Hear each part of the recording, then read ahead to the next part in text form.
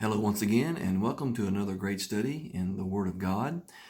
Today we'll be in Matthew chapter number 8. We'll be looking at the first 17 verses of Matthew chapter number 8. The title of our lesson is Jesus Used the Power of a King. It's lesson number 7. It's dated April 18th of 2021. Now, our application for today's lesson is what we may glean from this. Hopefully much more than just this, but this is the application. The student will conclude that Jesus has unlimited power over all the things that hinder and limit him. And when we talk about unlimited power, we're talking about all power. Jesus Christ, God in the flesh, has all power. So if you're looking for power today, it must come from God. And we talk about this word omnipotent. Omnipotent is having all authority and control. And we talk about the omnipotent God. Our God, the one true God, the all-powerful God, has all authority and control of all things to include his creation. Now, there is only one omnipotent. We must have an understanding of that. Two or more cannot have all authority and control. There is only one omnipotent. There is one all-powerful. And God is going to, or Jesus is going to show his power in our lesson today. And the fact that he is omnipotent, he's going to show his authority and control over his creation in our lesson today. Now, we are in chapter 8 of Matthew. So in chapter 8, Jesus exercised his power over disease. We're going to talk about that. Infirmities, or an infirmity, we're going to talk about that. Sickness. And later in our chapter, we're not going to talk about it today, but later in chapter number 8, he exercises his power over demons as well. Now, the sovereignty of God is or was on full display here in chapter number 8.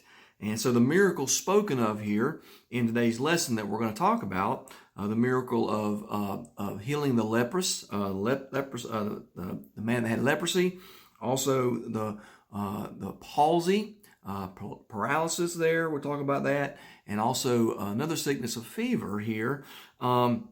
These miracles today, as well as all the other miracles, were done. Well, why did he do these things? Well, it is believed, and it's my belief, that there's a couple of different reasons why Jesus Christ actually did the miracles, but I think the main reason is that it was a sign to show that Jesus was the Christ, that he was the promised Messiah, that he was indeed the Son of the living God. No one else was able to do miracles. Now, there's many people that claim to do miracles. They just simply were just liars. And that is going on today. Now, I will tell you, I do believe in miracles, even today. Things happen that we cannot explain in our finite mind. But God knows all things. Jesus Christ walked this earth, and he done miracles, things that no man could do. And so I believe miracles are still happening today. I don't believe any men are doing miracles today. There's many that are claiming to. But God is, once again, he's in control. So these miracles were done so that it would prove who he was there. That he was, like I said before, the Christ, the promised Messiah, and the Son of the living God. Now, it is believed that these events we're talking about here in chapter number 8 took place directly after the Sermon on the Mount, where he had the Beatitudes. We talked about those last week. The Sermon on the Mount, and it is believed that this took place on the northern or northeastern coast of the Sea of Galilee, and we'll talk about it here in just a moment, of Capernaum. And so that brings us to our lesson. We're going to have 3 parts today. The first four verses are power over leprosy, and then we look at verses 5 through 13, and we see the power over palsy, and then we'll finish our lesson today with verses 14 through 17, power over fever. So once again, let's dive right into the Word of God, and let's see where Holy Spirit leads us today. Power over leprosy, verses 1 through 4 in Matthew chapter number 8. Now when he was come down from the mountain, great multitudes followed him.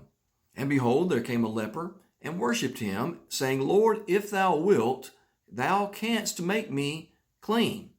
And Jesus put forth his hand and touched him, said, I will, be thou clean. And immediately his leprosy was cleansed. And Jesus saith unto him, See thou tell no man, but go thy way, show thyself to the priest, and offer the gift that Moses commanded for a testimony unto them.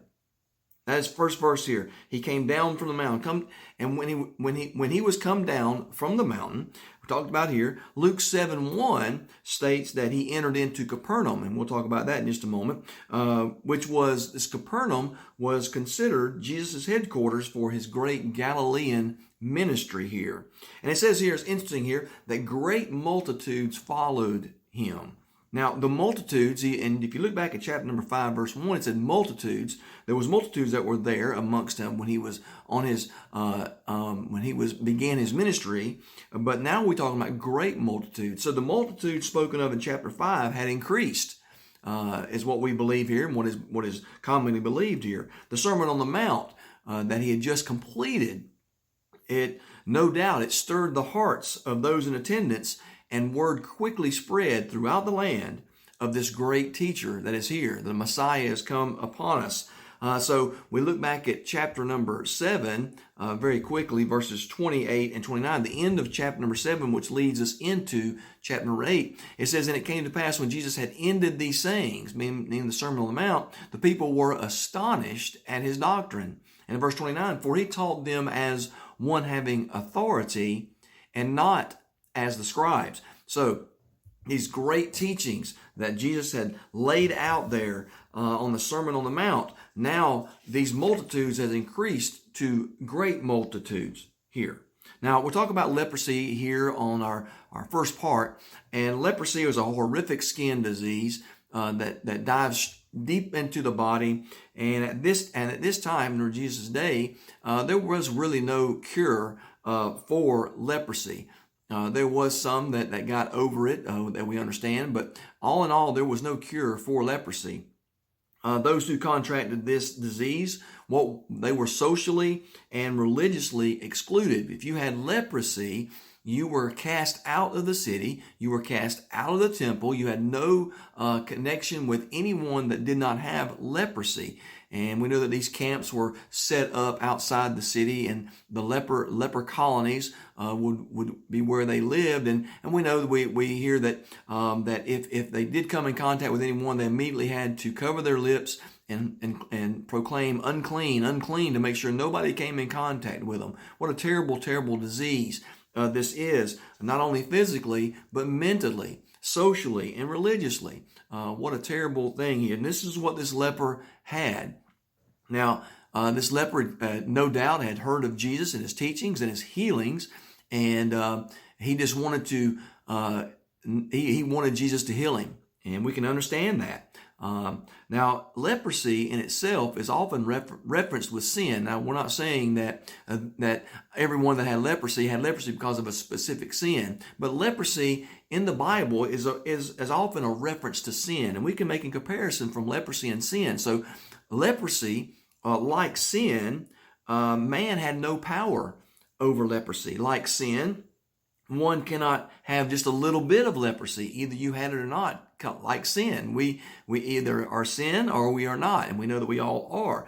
Like sin, man had no cure for leprosy. Man within ourselves has no cure for sin, just like leprosy. And like sin, leprosy brought with it no hope. So those that had leprosy were cast out. They really had no hope of ever making contact with people again that did not have leprosy. So sin within itself, we have no hope within sin itself. We know that Jesus Christ is our hope. And so, but making a comparison with leprosy and sin of these things, I thought that was interesting. So what did this leper do? Now, first and foremost, you have to understand that this leper was in the group.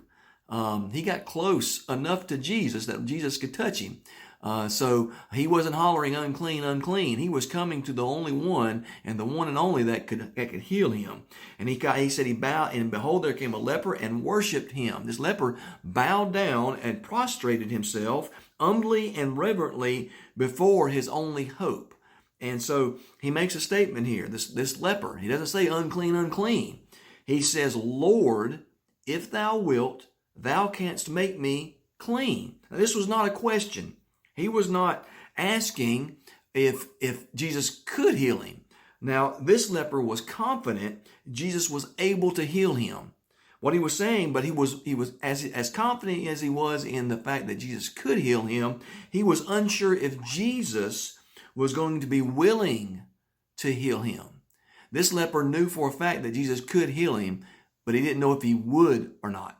So, have to understand, so if and canst there. If thou wilt, thou canst make me clean. If you will, I know you can make me clean if you just will. If you will. So that's very interesting. We have to understand it's not a question.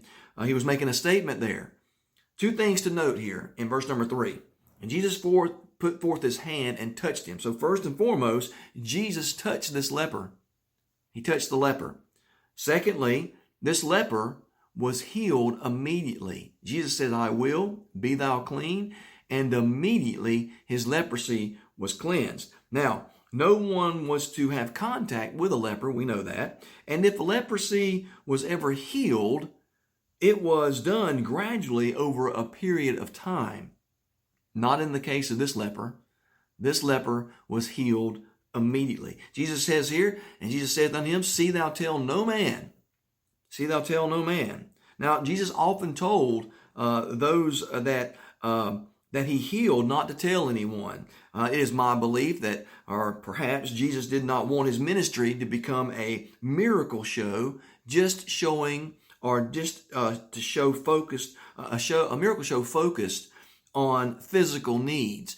Spiritual needs were much more important, was most important, and more important than physical. We know that through the healings, most of his followers, most of those people were coming just to get physically healed. They did not care very much at all about their spiritual needs. Now, this is not what Jesus wanted his ministry to be, was a miracle show that was just focused on spiritual needs. So Jesus here heals him immediately, and he tells this leper but go thy way, show thyself to the priest, and offer the gift that Moses commanded thee. So what is he saying here? You got to realize that they were still under the law. They were still under the law of Moses. Jesus was on the scene, but he had not fulfilled the law yet. They were still under the law. So under the law of Moses, if a leper was not allowed to re-enter the temple, re-enter society until the priest declared him clean. And at that point, the leper had to make sacrifices to the Lord there, and proving that he was clean there, and the priest had to be that. So this is what Jesus tells him. We find that in Leviticus chapter 14, is that a leper was required to go to the priest to be declared clean and then offer sacrifices. So this is what Jesus was telling him to do. And he says here, for a testimony unto him. Now, it is believed that he was telling this leper he had to go back to the priest in Jerusalem to be declared clean. So that was going to be a testimony. That was going to be a show that Jesus is on the scene, and his story would have been told there to the priest. Some others say that there was priests there closer by in Capernaum, but many believe that he was going to have to go back to Jerusalem and enter and go to the high priest there in Jerusalem there to be declared clean. And so that testimony could very well be to show that he is clean and Jesus had healed him, and his story would run through the land. So he heals the man of leprosy there.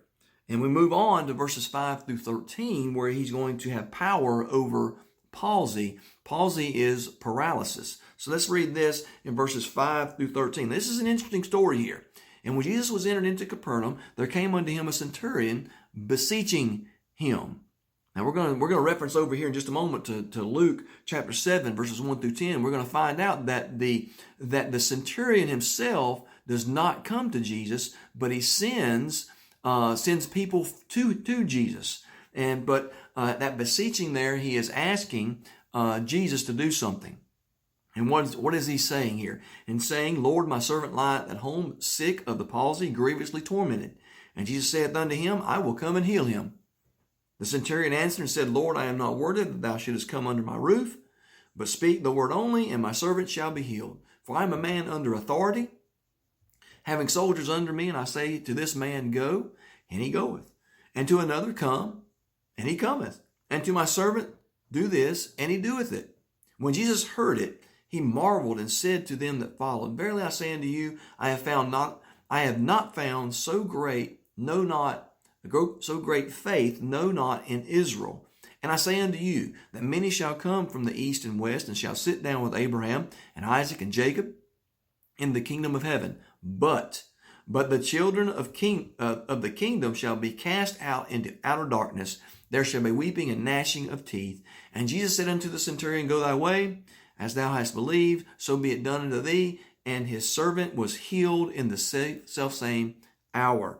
Now, the centurion, who was a centurion? Centurion was a Roman military officer, a non-Jew, that was in charge of 100 soldiers there. That's who a centurion is. So he's a Roman military officer that was in charge of 100 soldiers. Now, we need to look over at Luke chapter 7, verses 1 through 10. Read the account of Luke. Gives us a little bit more information about what was truly going on here. So let's read this. Now, when he had ended all his sayings in the audience of the people, he entered into Capernaum. So now he's left down out of the mountain. This is where we find that it was Capernaum where he went specifically there. And a certain centurion's servant who was dear unto him was sick and ready to die. So now we find out that this servant of the centurion was paralyzed, was basically on his deathbed, and was grievously tormented, as spoken of over in Matthew. So we find out this servant was on his deathbed in a great deal of pain. We move on here, and it says, this is verse number 3 in Luke chapter 7, and when he heard of Jesus, he sent unto him the elders of the Jews. So now the centurion has sent the elders of the Jews in Capernaum, all right, beseeching him that he would come and heal his servant. So we find out here the centurion himself sends the elders, the Jews, to go and speak with Jesus about healing his servant that has palsy. And when they came to Jesus, they besought him instantly, saying that he was worthy for him, that he was worthy for whom he should do this, for he loveth our nation, and he hath built us a synagogue. So now the elders, the Jewish elders, thought very highly of the centurion that was over these 100 soldiers, that was in this area, that was in control of this area. These Jewish elders thought very highly of him and told Jesus that he was worthy of Jesus healing his servant. And also we find out that this centurion loved the Jews. He treated them fairly, is what we're talking about there. He also there in that area had built the Jews a synagogue so that they could worship God. So now these elders, these Jewish elders, are now speaking kindly of the centurion and are his messengers to Jesus. So in verse number 6, then Jesus went with them. So now they're heading back to the centurion. And when he was now not far from the house, the centurion sent friends to him. So now centurion finds out that he's coming. And what are you going to stop? Saying unto him, Lord, trouble not thyself, for I am not worthy that thou shouldest enter under my roof. This centurion says, I'm not even worthy of you being anywhere around me. Man, what a man this guy was. Wherefore neither thought I myself worthy to come unto thee, but say in a word, and my servant shall be healed. This centurion, this non-Jew, he was a great man. He loved the Jews. He believed that Jesus could heal his servant, and he felt like he was unworthy to be even in the presence of Jesus Christ. For I also am a man. Now the centurion's sending a message to Jesus by his friends. He's saying, look, for I also am a man set under authority, having under me soldiers. And I say unto one, go, and he goeth, and to another, come, and he cometh, and to my servant, do this, and he doeth it. In verse number 9, when Jesus heard these things, he marveled at him, and turned him about, and said unto the people that followed him. So now Jesus is walking toward the centurion. The centurion's friends comes in. We're talking to him, and he hears all these things about the centurion saying he's not worthy. He's under authority, but he's not worthy for Jesus. Then Jesus turns around to the multitude that is following him and says this, to the multitude, I say unto you, I have not found so great faith, no, not in Israel. And they that were sent, returning to the house, found the servant whole that had been sick. So we get a little bit more information here in Luke chapter 7 of this centurion and what is going on in this conversation between the centurion and Jesus. We know that his servant had the palsy, was paralyzed. He was grievously tormented. According to verses 7 through 8, Jesus makes his way to heal him, and the centurion, being very familiar with the chain of command and showing great respect for Jesus as one having great authority, did not feel worthy to summon Jesus to come. And the centurion knew all about authority. He knew that he had soldiers under him. He said something, they did it. But he did not feel worthy to even be anywhere around Jesus, surely not to summon Jesus to come and do his bidding. This centurion realized that all Jesus had to do was just say it, and it would be so. The centurion did not understand completely. In verse number 9, we're back over in Matthew. He may not have understood completely. However, he fully understood that he obeyed his superiors, and as an officer, others obeyed his orders. He knew about respect. He knew about the chain of command. And he knew that Jesus answered to God and was in God's will. And he knew that he did not answer to Jesus. He knew these things. In verse number 10, Matthew writes, when Jesus heard it, he marveled and said to them that followed. That's where he turned around to the crowd. Verily I say unto you, I have not found so great faith, no, not in Israel. Now wait a minute. This marveled word, he was amazed by his faith. He wasn't surprised. He knew he's all-knowing, but he was amazed at the faith of this non-Jew. And this speaking and what Jesus said here, verily I say unto you, I have not found so great faith, no, not in Israel. This was actually an indictment of the Jews' absence of faith. He had said that there's no greater faith, found no greater faith in Israel than this non-Jew, this Roman official. A Gentile, not a Jew, recognized Jesus as the Messiah with heaven's authority. Jesus goes on and says, I say unto you that many shall come from the east and west. Who is this? These are non-Jews. These are the Gentiles. These folks that are coming from the east and west. These people, they shall sit down with Abraham and Isaac and Jacob in the kingdom of heaven. So the non-Jews will enjoy the fellowship of three great patriarchs of the Jewish nation during the millennial reign of Christ. He goes on, but the children of the kingdom, who is this? These are the Jews. The children of the kingdom shall be cast out into outer darkness. There shall be weeping and gnashing of teeth. Let me tell you something. Believing faith like that of the centurion, not national heritage, is the deciding factor of who enters the kingdom of heaven. And this is what Jesus was saying. Your national heritage, just because you are a Jew and you have followed the law, that will not get you into the kingdom of heaven. It is believing faith that the centurion had that will help you and that will get you into the kingdom of heaven. Not national heritage, not your bloodlines. It is what you believe. It is the believing faith. And that is still true today. You want to enter the kingdom of heaven? There's only one way in, and that is to believe that Jesus is the Son of God. If you are lost today, you don't believe that, you need to get that straight, plain and simple, before you have any chance of entering into the kingdom of heaven. Just because you're a Jew does not mean you're going to enter the kingdom of heaven. Verse number 13, we find out, and Jesus said unto the centurion, go thy way, and as thou hast believed, see it, so be it done unto thee. And his servant was healed in the selfsame hour.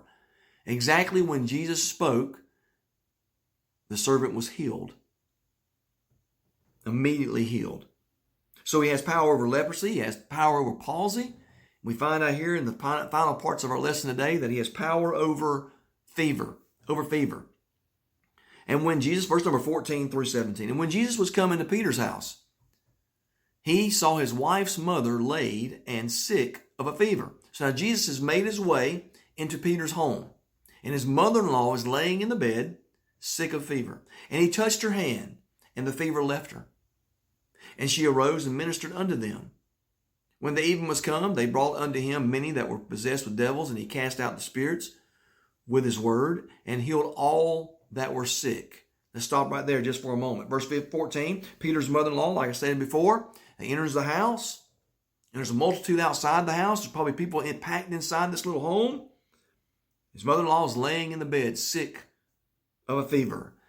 Writers here believe that it's possibility she had malaria.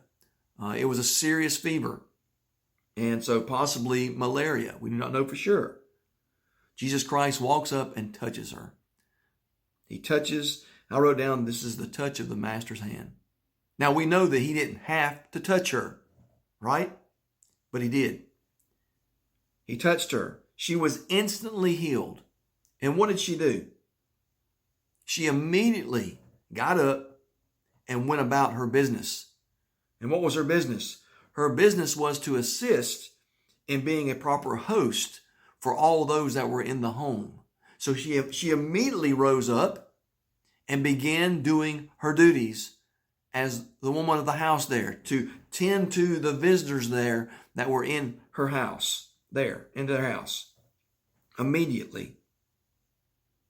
Upon hearing this, verse number 16, when the evening was come and it started getting dark, they brought unto him all through the day and night many that were possessed with devils, and he cast out the spirits with his word and healed all that were sick. He didn't turn anyone away. All that he come in contact with were healed of their sickness, and all the demons were run away. In verse number 17, why did he do this? That it might be fulfilled, which was spoken by Isaiah the prophet, saying, himself took our infirmities and bare our sicknesses. In the Isaiah chapter number 53, verse 4, let's read that. Isaiah 53, 4, surely he hath borne our griefs and carried our sorrows, yet we did esteem him stricken, smitten of God, and afflicted. He took and bare. He took and bare here is what we're speaking of. Took and bare. Took our infirmities and bare our sicknesses. Jesus became the supreme sacrifice for sin. He assumed upon himself the condemnation of sin for the entire human race, and also removed from believers the guilt that had befallen all mankind because of the fall of man. That is Jesus, the Messiah. He's done it all. All we got to do is believe. I hope you have enjoyed this lesson. Maybe this has helped you with some issues you may be having in your life. I don't know. God knows. I hope you would, if you do, you would give them to Jesus, and He will help you. And until next time, I hope you truly have a blessed day.